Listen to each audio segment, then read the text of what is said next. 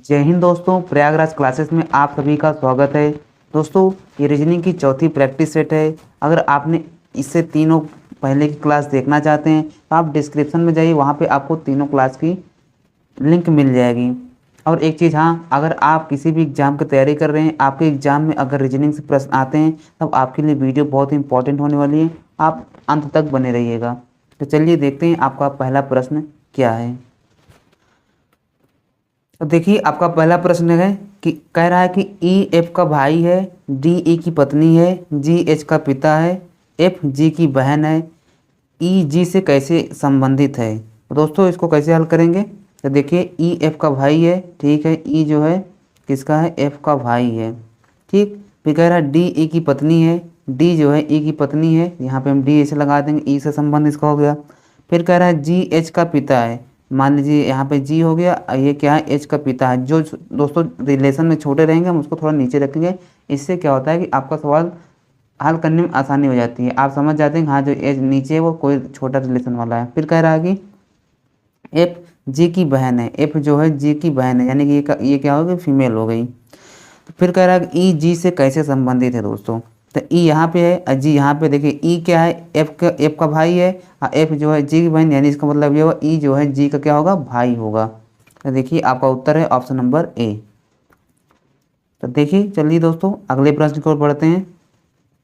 आपका अगला प्रश्न कह रहा है कि विषम की पहचान करें। देखिए दोस्तों, इसमें ऑप्शन ए में दिया है ओपी, बी में दिया है डब्ल्यू एक्स, सी में दिया है जेड वाई और डी में दिया हुआ है एम एन। तो देखिए दोस्तों, इसमें क्या करेगा, ओ के बाद क्या आता है, पी आता है, बिल्कुल सही है। डब्ल्यू के बाद एक्स आता है, ये भी सही है। उसके बाद जेड वाई, ये देखिए दोस्तों ये उल्टा है थोड़ा, ये विषम है, इसको थोड़ा हम गोला कर देते हैं। उसके बाद कह रहा है कि एम के बाद एन आता है, ये भी दोस्तों सही है। आपका जवाब होगा सी, ये क्या है, अलग है, क्योंकि ये क्या दिया है दोस्तों, उल्टा दिया है। चलिए अगले प्रश्न को बढ़ते हैं। आपका अगला प्रश्न है, एक रुमाल के एक कोने को काट देने पर रुमाल के कितने कोने बचेंगे। ठीक दोस्तों, मान लीजिए एक रुमाल है, ऐसे ही रुमाल होती है हम लोग की जो छोटी जेब में रखते हैं, उसमें कह रहा है एक कोना इसे हम काट देंगे, तो इसका मतलब क्या हो जाएगा, हमारे पास चित्र जो है ये ऐसे बन जाएगा। अब देखिए दोस्तों, इसमें कितने कोने हैं, देखिए 1 2 3 4 5, यानी अब आपके पास कितने कोने बच रहे हैं, 5। आपका जवाब होगा ऑप्शन नंबर सी। चलिए नेक्स्ट प्रश्न की ओर। आपका अगला प्रश्न है, नीचे दी गई अक्षर श्रृंखला श्रेणी में रिक्त स्थान पूर्ण कीजिए। देखिए दोस्तों, इसमें दो आगे क्या होगा हमें पता नहीं है। इसको दोस्तों दो तरह से हल कर सकते हैं, लेकिन जो आसान वाला है मैं आपको वो बताता हूँ, ठीक। उसके बाद कह रहा है C F B dash dash C B D dash F है। देखिए दोस्तों, इसमें क्या कह रहा है कि ये देखिए यहाँ पे सी दिया हुआ है, यहाँ भी सी है, सी के बाद क्या आ रहा है, यहाँ पे एफ आ रहा है, इसका मतलब ये हुआ कि यहाँ पे एफ भरा जाएगा। देखिए एफ, और उसके बाद कह रहा है कि एफ बी। फिर देखिए दोस्तों, कॉमन इसमें कौन सा दिख रहा है, आप कॉमन ढूंढ सकते हैं। देखिए इसमें क्या दिया हुआ है,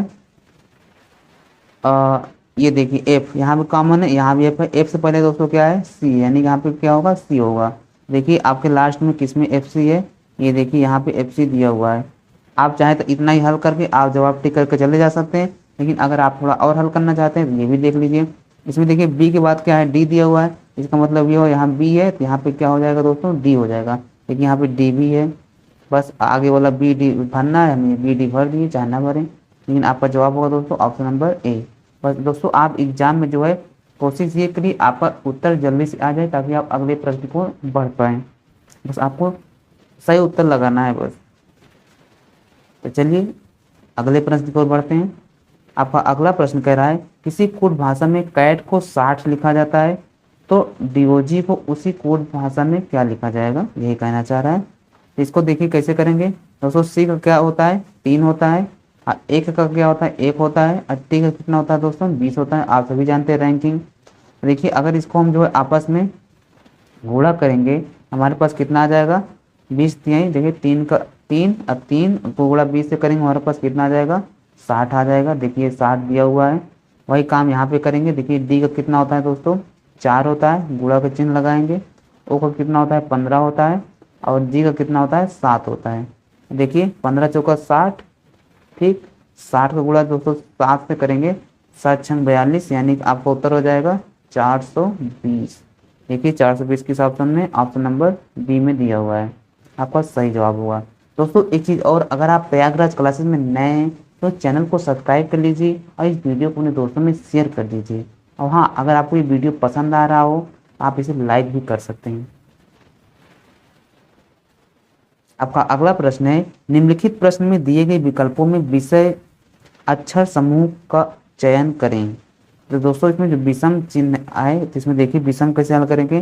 दोस्तों इसमें जो है इसको मैं हल किया, इसमें आपको दो उत्तर आ रहे हैं। एक तो मैं आप ये देख सकते हैं विषम कैसे है, देखिए विषम जो है सम और विषम की ओर से अगर हम चूज करेंगे तो हमारा उत्तर अब कितना आ जाएगा, डी आ जाएगा। देखिए 2 से ये कट जाएगा, 2 से ये भी कट जाएगा और 2 से ये भी कट जाएगा, लेकिन ये 2 से नहीं कटेगा, यानी कि डी वाला जो ऑप्शन है ये आपका अलग है, आपका ये उत्तर सही होगा। एक और अगर हल करना चाहें तो इसमें क्या करेंगे, तो 4 2 6 जिसे दिया है ना, 4 + 2 करेंगे प्लस 6 करेंगे, इसको जोड़ेंगे दोस्तों कितने आएगा, 4 2 6, अच्छा 12 आ जाएगा। ऐसे इसको भी जोड़ेंगे, इसको भी जोड़ेंगे, तब भी हल करेंगे, तब जो है आपका उत्तर फिर सी आएगा। लेकिन आपको ऐसा नहीं करना है, इसमें क्या कर रहा है, विषम चुनना है, बस सम विषम यही करना है बस। आपका जवाब हो जाएगा ऑप्शन नंबर डी। नेक्स्ट प्रश्न की ओर बढ़ते हैं दोस्तों।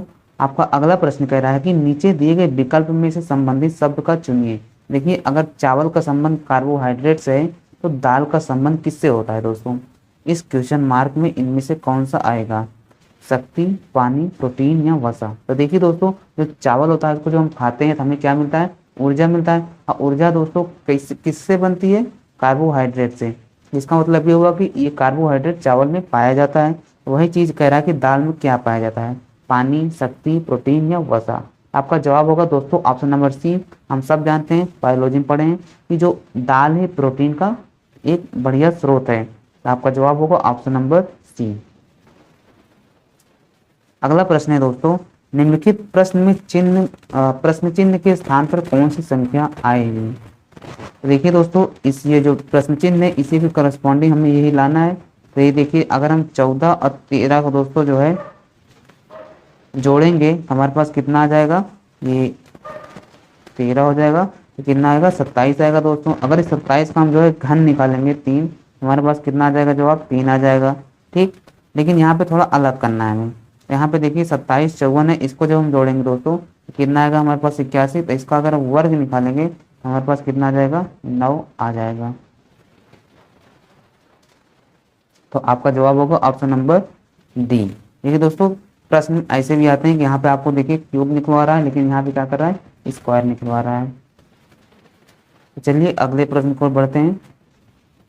आपका अगला प्रश्न कह रहा है निम्नलिखित श्रृंखला श्रेणी को ज्ञात करें। इस यानी कि श्रृंखला को जो है पूरा करना है, इसके अगला वाला निकालना है। तो देखिए दोस्तों जो 50 और 60 है इसके बीच में कितना अंतर है, 10 का है। और 60 से 80 के बीच में कितना अंतर है, 20 है।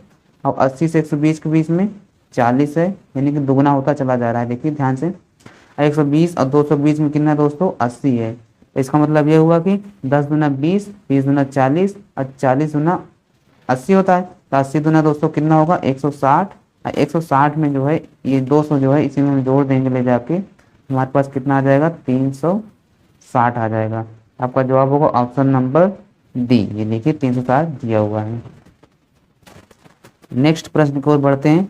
आपका अगला प्रश्न कह रहा है एक निश्चित कोड भाषा में यदि ईयर को 20 3 7 और PBU को 23 418 लिखा जाता है तो उसी कोड भाषा में DIG को कैसे लिखा जाएगा। तो देखिए दोस्तों अगर हम ई को जो है ऐसे ले जाएंगे, कोई संबंध ज़्यादा अच्छा दिख नहीं रहा है, लेकिन अगर हम इसको जो है उल्टा ऐसे हल करेंगे तब जब देखिए आर का कितना होता है, 18 होता है। लेकिन 18 में अगर हम 2 जोड़ देंगे कितना आएगा, 20। देखिए आर का होता है 18, इसमें अगर हम 2 जोड़ देंगे तो हमारे पास कितना आ जाएगा, 20 आ जाएगा। देखिए 20 दिया है। इस बार ए दिया है, ए में अगर दोस्तों ए का होता है 1, 1 में अगर हम 2 जोड़ देंगे तो हमारे पास कितना आ जाएगा, 3, 3 भी दिया हुआ है। और ई का कितना होता है, 5 होता है। 5 में अगर हम 2 जोड़ेंगे तो हमारे पास कितना आ जाएगा, 7, 7 भी दिया हुआ है। बस सेम काम करेंगे यहाँ पे हम। देखिए जो जी है, जी का कितना होता है 7, और 7 में अगर हम 2 जोड़ देंगे तो हमारे पास कितना आ जाएगा दोस्तों, 9 आएगा। 9 से शुरुआत होगी। देखिए आपका जवाब बिल्कुल मिलने भी वाला है, बी में आ गया, यानी कि आपका जवाब बी होगा। उसके बाद दिया है आई, आई में अगर हम 2 जोड़ेंगे कितना आ जाएगा, 11 आ जाएगा। डी में अगर हम 2 जोड़ेंगे, डी कितना होता है 4 होता है, 4 में 2 जोड़ेंगे 6 आएगा, आपका कितना होगा 6 हो जाएगा। देखिए आपका जवाब मिल गया 91 16 होगा, ऑप्शन नंबर बी। अगले प्रश्न की ओर बढ़ते हैं। आपका अगला प्रश्न कह रहा है यदि सी भागे आर बराबर एफ और ई भागे टी बराबर बी और बी भागे जेड बराबर एम तो एफ भागे एल बराबर की जगह अक्षर ज्ञात करें। तो इसको कैसे हल करेंगे दोस्तों, देखिए इसको अगर हम थोड़ा नंबर में चेंज कर दे तो सी का कितना होता है दोस्तों 3 होता है, भाग का मतलब भाग लगा दिए, आर कितना होता है 18। ठीक, अगर इसको हम पलट के लिख दें दोस्तों 18/3 हो जाएगा, 3 से काट देंगे कितना आएगा 6 आएगा। अच्छे दोस्तों किसका होता है, एफ का होता है। ये देखिए एफ है, ऐसे इन सबको चेक करेंगे दोस्तों, हमारे पास ऐसे ही उत्तर रहेगा। हम क्या काम करेंगे यहाँ पे इसको हल कर देंगे। देखिए F/L दिया, लेकिन L/F करेंगे, L कितना होता है 12 होता है, एक को कितना कितना होता है दोस्तों 6 होता है। इसको जब काटेंगे तो हमारे पास कितना आएगा 2, 2 किसका होता है दोस्तों बी का होता है, बी का ये कोड नंबर सॉरी रैंक होता है। आपका जवाब होगा ऑप्शन नंबर बी। इसे देखिए बी जेड को हम चेक करके आपको दिखा देते हैं। जेड का होता है 26, बी का होता है 2, तो इसको काटेंगे कितना आएगा 13, और 13 दोस्तों किसका होता है एम का होता है, यानी कि एम का नंबर रैंक होता है। बस ऐसे ही हल करना है इसको, बिल्कुल आसान था। अगले प्रश्न को बढ़ते हैं। अगले में कह रहा है कि उस वेन अरे का चयन करें जो दिए गए वर्ग के बीच संबंध को दर्शाता है। इसमें दिया है कलम, कलम किताब और रबर। देखिए दोस्तों जो कलम किताब रबर, क्या इनमें इनकी संबंध बीच में कुछ है, बिल्कुल नहीं है संबंध। आपका जवाब होगा ऑप्शन नंबर सी। ये एक कलम का हो गया, एक किताब का हो गया, एक रबर का हो गया।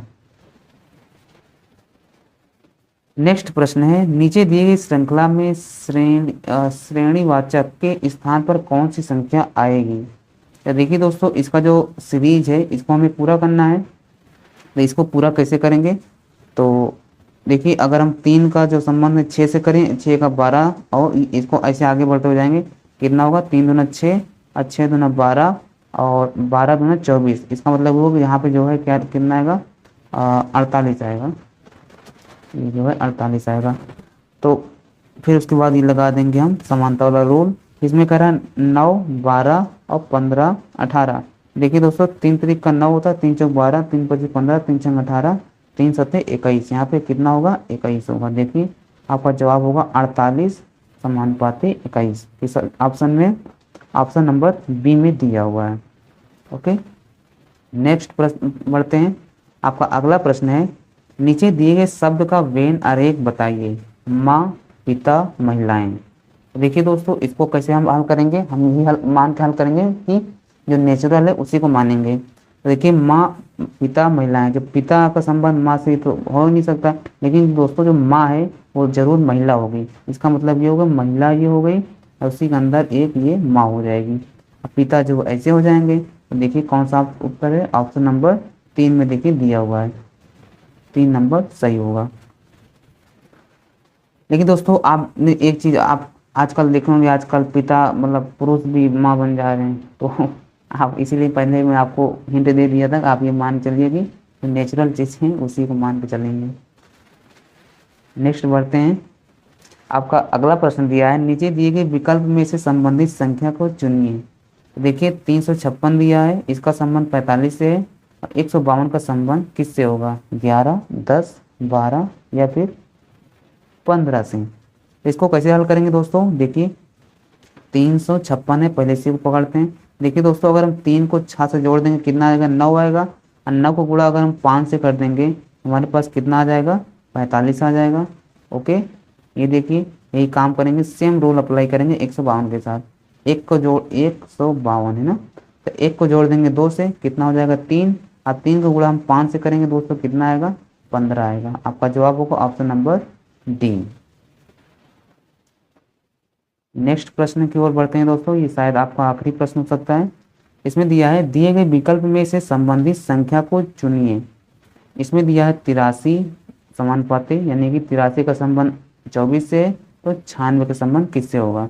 देखिए दोस्तों इसका जवाब बहुत आसान है, क्योंकि अगर हम 8 को गुणा 3 से कर देंगे कितना आएगा 24 आ जाएगा। वही काम करेंगे हम 9 को गुणा करेंगे 6 से, 9 गुणे 6 कितना होगा दोस्तों 9 6 का 54। आपका जवाब होगा ऑप्शन सी में दिया हुआ है 54। ये दोस्तों आपके हो गए रीजनिंग के आज के प्रैक्टिस सेट के सभी सवाल। आशा करता हूँ दोस्तों आपको ये प्रश्न पसंद आए होंगे, आपको हल करने में मज़ा आया होगा। अगर आप इस वीडियो को अपने दोस्तों में शेयर करना चाहें तो शेयर कर सकते हैं, वो भी रीजनिंग में प्रैक्टिस कर पाएंगे। और हाँ, अगर अभी तक आपने चैनल को सब्सक्राइब नहीं किया तो चैनल को सब्सक्राइब कर लीजिए। मिलते हैं दोस्तों नेक्स्ट वीडियो में। जय हिंद। और हाँ, अगर आपके मन में कोई प्रश्न है या कुछ पूछना चाहते हैं, आप कमेंट कर दीजिए, आपको उसका जवाब मिल जाएगा। मिलते हैं दोस्तों नेक्स्ट क्लास में। जय हिंद।